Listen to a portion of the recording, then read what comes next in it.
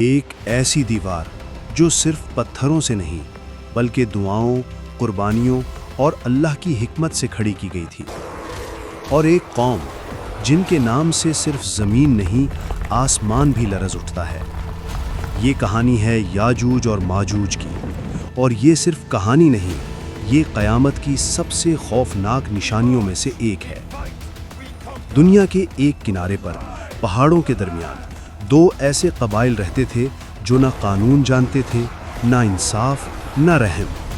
یاجوج اور ماجوج، چہرے انسانی مگر فطرت درندوں جیسی، جہاں سے گزرتے فصلیں تباہ، پانی خشک اور شہر خاموشی کا قبرستان بن جاتے۔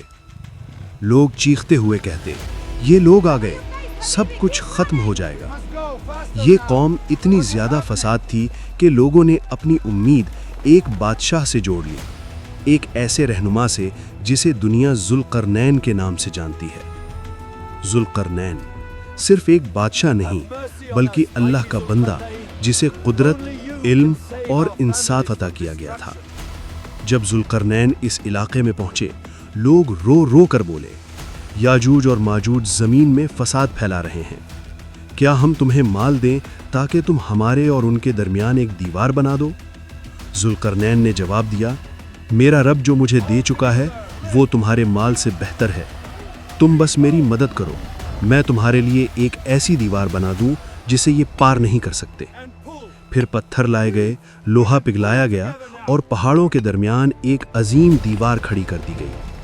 یاجوج اور ماجوج آئے، دیوار دیکھی، چڑھنے کی کوشش کی، توڑنا چاہا مگر ناکام آئے، اور کہا، کل ہم اسے توڑ دیں گے، لیکن انشاءاللہ کہنا بھول گئے۔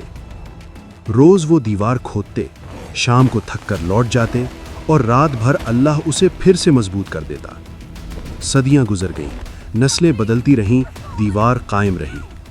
دنیا نے سمجھا شاید خطرہ ختم ہو چکا ہے، مگر حقیقت یہ تھی کہ یہ سب قیامت کے وقت کے لیے تھا۔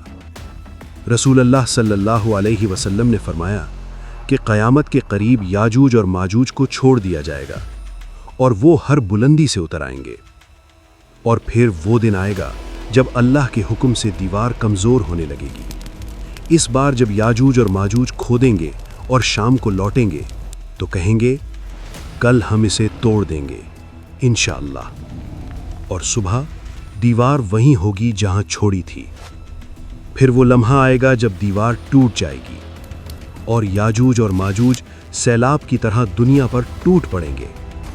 پانی پئیں گے، دریا خشک ہو جائے گا، لوگ پہاڑوں میں چھپ جائیں گے، کہیں گے، ہم نے زمین والوں کو مار دیا، اب آسمان والوں سے مقابلہ کرتے ہیں، اور اپنے تیر آسمان کی طرف پھینکیں گے جو اللہ انہیں خون سے بھرے ہوئے واپس دکھائے گا تاکہ امتحان اور سخت ہو۔ اس وقت کوئی فوج، کوئی طاقت، کوئی ٹیکنالوجی کام نہیں آئے گی۔ پھر اللہ اپنی رحمت سے ایک چھوٹا سا کیڑا بھیجے گا جو یاجوج اور ماجوج کی گردنوں میں پڑے گا، اور صبح تک وہ سب کے سب مردہ ہوں گے۔ زمین ان کی لاشوں سے بھر جائے گی، بدبو سے سانس لینا مشکل ہو جائے گا۔